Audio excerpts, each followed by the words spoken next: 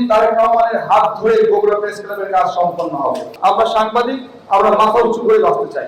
Bogura press ক্লাবে ভিত্তিপ্রস্তর স্থাপন করেছিলেন আমাদের প্রিয় নেতা তৎকালীন বিএনপি যুগ্ম মহাসচিব জনাব তারেক রহমান। এখন তিনি প্রধানমন্ত্রী।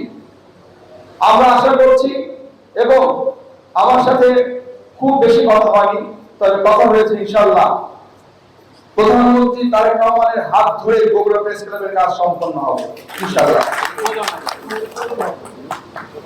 এবং উদ্বোধন হবে।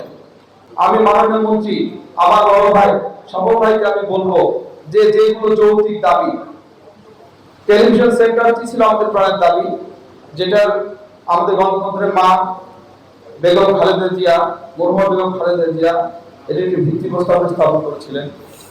আমাদের এখন প্র্যাকটিক্যাল আসতে হবে, আবেগ নিয়ে আগে চলবে না। আমরা কিন্তু একটা সময় দেখেছি আবেগ দিয়ে আমরা আন্দোলন করেছি। এর আগের বার যখন বিএনপি ক্ষমতায় ছিল তখন আবেগ দিয়ে আন্দোলন করেছি। আমাদের আবেগ দিয়ে আন্দোলন করা চলবে না।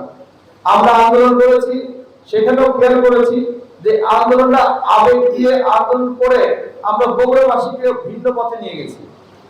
এইদিকে নেওয়া চলবে না। বগুড়া যদি আমাদের বিভাগ যদি না হয়, মেট্রোপলিটন সিটি হলে কিন্তু অনেক সুযোগ সুবিধা পাবো। আমি দাবি করব আমাদের বগুড়াকে একটি মেট্রোপলিটন সিটিও যদি করা হয়, তাও অনেক হবে, বগুড়া উন্নয়ন হবে, সিটি কর্পোরেশন আর কি।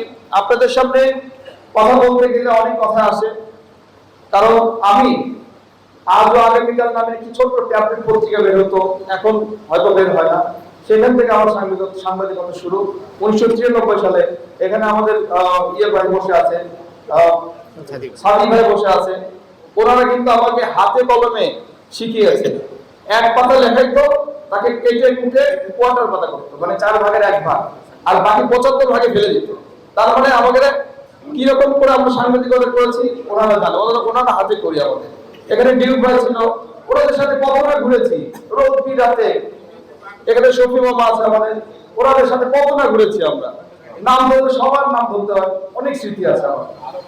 আর মাথা নত করবেন না কখনো, ইনশাআল্লাহ আমরা সাংবাদিক, আমরা মাথা উঁচু করে বাঁচতে চাই।